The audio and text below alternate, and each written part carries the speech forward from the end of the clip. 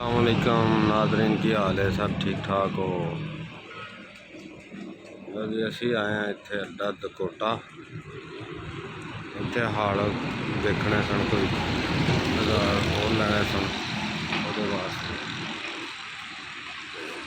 दकोटे बहुत वड्डी इन्हां दी वर्कशॉप है।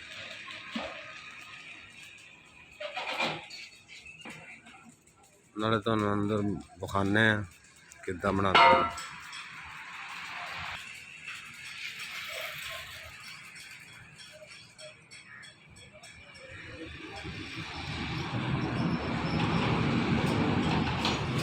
अंदर तो मशीना बहाने नाले इन्हां दे भी दिखा।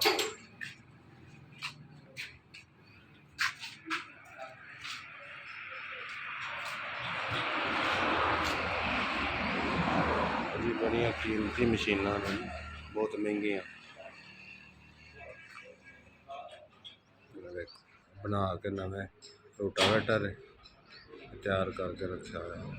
समान सारा ही इन्होंने को मौजूद है, जो जिस तरह का कोई औजार बनाना चाहे बना सकता है।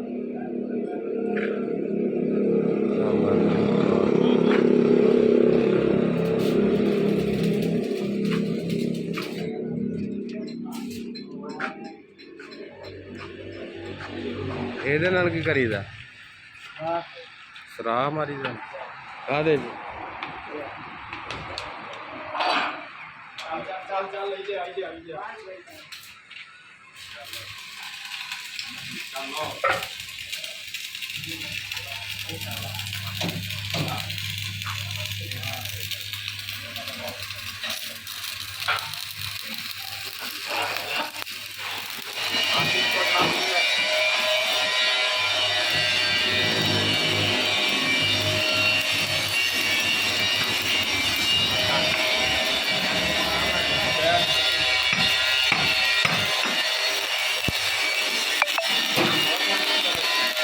काफ़ी मुश्किल काम है वेल्डिंग करन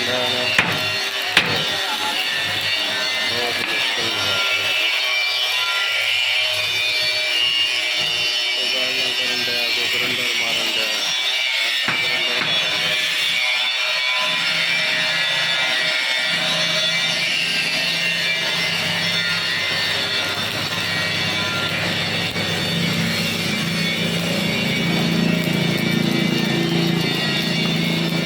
किन्ने दिन तैयार हो जाता है? एक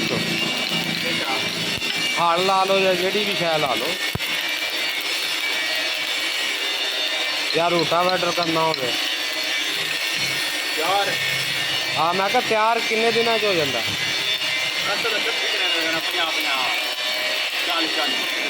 नहीं 40 फल करो उंज लाओ ना, मैं मसल 2 दिन एक हो जाता। अच्छा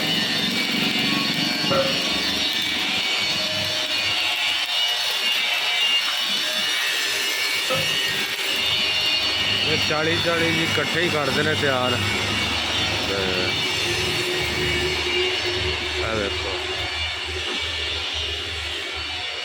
जिस किसी भरा कोई भी चीज़ की जरूरत है, दकोटे दुकान है, तो तुसीं इन्हां नाल राबता भी कर सकते हो, खरीद भी सकते हो। कोई भी चीज़ की जरूरत है तो बाकी अपना ख्याल रखियो जे, दुआवां जी याद रखियो जी। अल्लाह हाफिज़।